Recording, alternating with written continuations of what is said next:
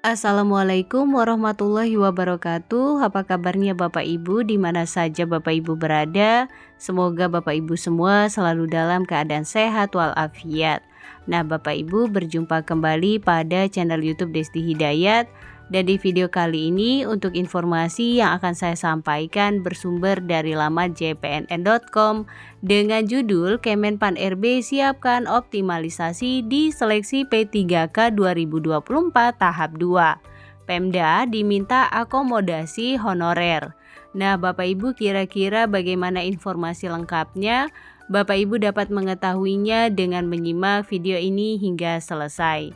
Namun Bapak Ibu, sebelum kita ke informasi lengkapnya, ada baiknya Bapak Ibu terlebih dahulu klik tombol subscribe dan juga nyalakan tombol loncengnya agar Bapak Ibu tidak ketinggalan info-info berikutnya.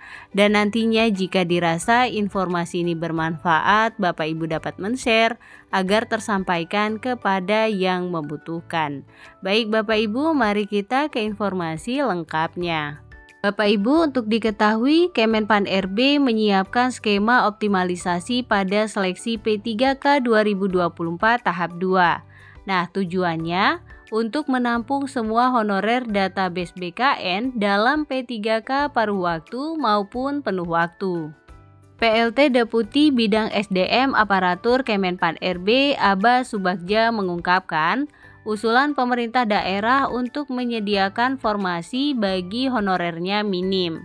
Nah, itu sebabnya Bapak Ibu tidak semua honorer bisa terakomodasi di P3K penuh waktu. Nah, untuk memaksimalkan usulan Pemda ini, Kemenpan RB menggandeng Kementerian Dalam Negeri atau Kemendagri dalam mengakselerasi penataan non-ASN atau honorer.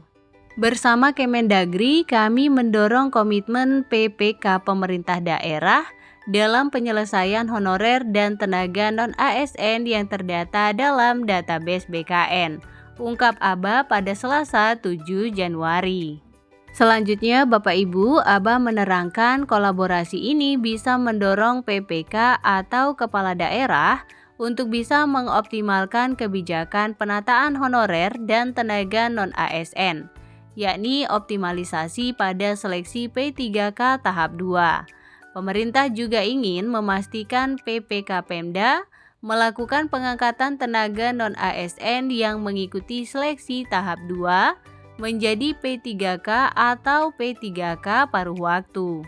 Di samping itu, Bapak Ibu memastikan P3K Pemda juga menyediakan anggaran untuk P3K maupun paruh waktu. Instansi pemerintah harus memastikan data sesuai dengan kebijakan seleksi tahap kedua pada 4 jabatan pelaksana yang tersedia, terang Aba. Nah, seperti yang sudah kita ketahui Bapak Ibu bahwa pelamar P3K 2024 dapat melamar pada jabatan pengelola umum operasional, kemudian operator layanan operasional, pengelola layanan operasional atau penata layanan operasional. Tenaga non-ASN yang bisa mendaftar pada seleksi tahap 2 ini adalah honorer database BKN yang dinyatakan tidak memenuhi syarat pada seleksi administrasi P3K tahap 1, kemudian tenaga non-ASN database BKN yang dinyatakan TMS pada seleksi administrasi pengadaan CPNS. Lalu yang terakhir Bapak Ibu, honorer database BKN yang belum melamar pada seleksi pengadaan ASN.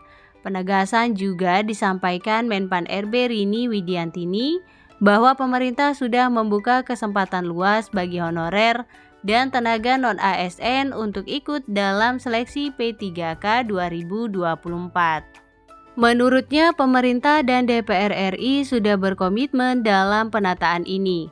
Pemerintah dan DPR RI sudah berkomitmen menyelesaikan tenaga non-ASN yang sudah terdata dalam database BKN.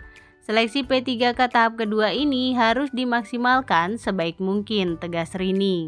Sementara itu Bapak Ibu, tenaga ahli Menteri Dalam Negeri Suhajar Diantoro menjelaskan akan mengambil langkah cepat dan tepat untuk mendorong Pemda memberikan kesempatan bagi tenaga non-ASN untuk mengikuti seleksi P3K tahap 2. Sebab menurutnya penyelesaian penataan tenaga non-ASN adalah amanat undang-undang yang sudah disepakati secara kolektif.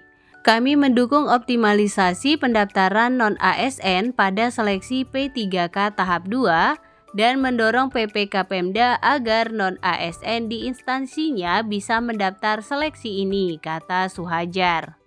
Demikian Bapak Ibu informasi yang dapat saya sampaikan pada kesempatan kali ini. Semoga informasi ini dapat menambah wawasan dan juga bermanfaat bagi Bapak Ibu semua. Jangan lupa Bapak Ibu untuk share video ini agar tersampaikan kepada yang membutuhkan. Berikan like pada video ini, klik tombol subscribe dan juga nyalakan tombol loncengnya agar Bapak Ibu tidak ketinggalan info-info berikutnya. Terima kasih Bapak Ibu, salam sukses, salam sehat selalu. Assalamualaikum warahmatullahi wabarakatuh.